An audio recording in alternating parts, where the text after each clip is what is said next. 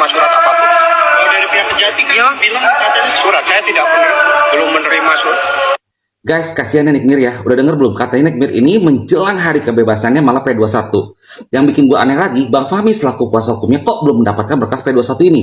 Lalu menurut gue pribadi nih ya, pertanyaan gue, katanya kan slogan Polri itu adalah Polri presisi. Salah satu presisinya itu artinya adalah responsibilitas dan transparansi. Nah, lalu di mana letak transparansinya sampai sudah terjadi P21, tapi PH-nya Nikmir kok belum mendapatkan berkas P21? Ini kesannya itu seperti dipaksakan sekali. Ya, wajar kalau buat gue pribadi wajar. Kalaupun seorang Nikmir itu sakit, karena apa? Dia stres. Ya, dia stres, dia tidak merasa melakukan itu semua. Lalu juga terjadinya wan prestasi, Nikmir pun juga menggugat balik RG, tapi malah P21.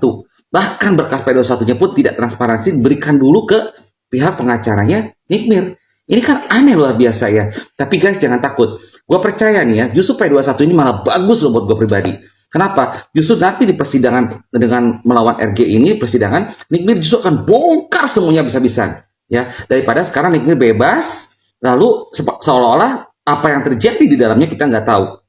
Tapi melalui pengadilan ini kita semakin tahu apa yang sebenarnya terjadi ini, ya. Dan letak kesalahan itu di mana sampai Nikmir itu sampai kok dipersangkakan status sebagai tahanan sampai ditahan kayak gitu.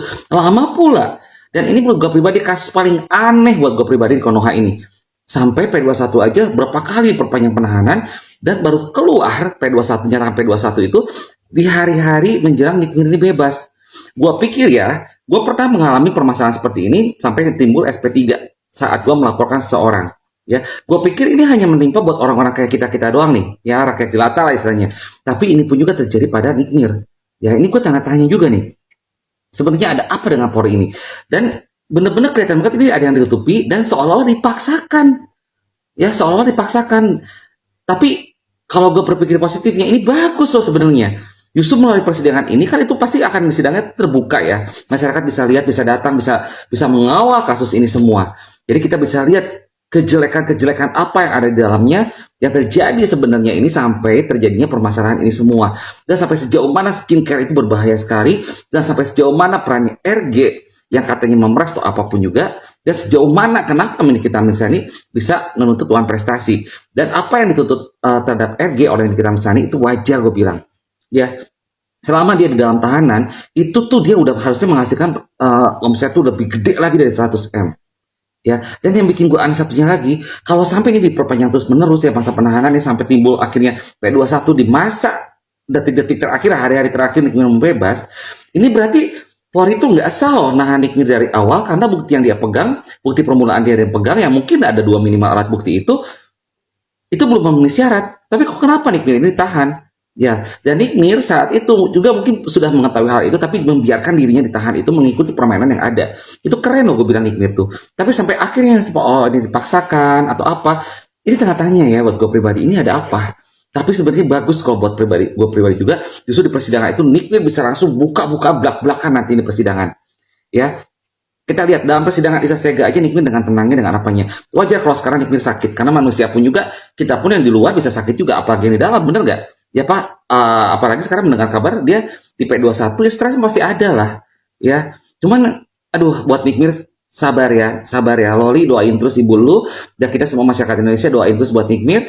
Semoga yang benar adalah benar, yang salah adalah salah. Ya, seperti itu. Gue pikir apa yang dilakukan Nikmir selama ini itu tidak salah, gue pikir.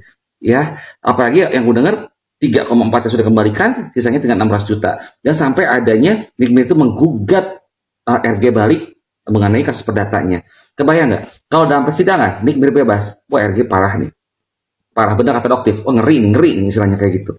Ya, jadi, aduh, ini ada apa sebenarnya ya? Tapi sebenarnya kalau dipikir-pikir, memang bagus karena masyarakat kan selama ini nggak tahu nih permasalahan yang terjadi apa. Melalui persidangan yang ada, masyarakat menjadi tahu apa yang sebenarnya terjadi ini. Dan gue yakin Nikmir akan bebas. Waktu dengan dia melawan dengan Dito Mahendro pun seperti itu kan. Dia pertama ditahan, nangis, stres, apa. Tapi saat persidangan dia bebas. Demikian, Dito atau siapa gue lupa ya, sorry. Demikian pula sekarang nih. Kita masih berharap kesananya, Tuhan pasti akan berlaku adil. Dan pasti akan ada yang terbaik. Seandainya buat gue pribadi nih, Nikmir pun terpaksa harus ditahan sampai 20 tahun. Tapi setidaknya Nikmir sudah berbuat kebaikan, yaitu menyuarakan kebenaran, membongkar skincare yang itu tidak baik buat masyarakat semua. apapun yang terjadi nanti ke depannya, tetap buat gue pribadi, Nikmir sudah berlaku baik terhadap masyarakat semua. Dan kalian semua juga jangan kecewa seandainya Nikmir itu divonis atau apapun juga, tetap kita harus bersyukur kita punya seorang Nikmir di Indonesia ini. Karena tanpa Nikmir, tanpa Doktif, dan tanpa yang lainnya juga, kita nggak akan tahu nih, produk yang kita pakai itu adalah berbahaya atau enggak. Benar nggak? Yang mungkin akan berdampak sampai ke anak cucu kita semua ke depannya. Oke, jadi gue pikir doakan buat Nikmir. Gue berharap nanti persidangan gue juga bisa datang ke sana, ke persidangannya langsung. Pasti gue yakin penuh, tapi nanti gue coba ke sana. Ya, oke?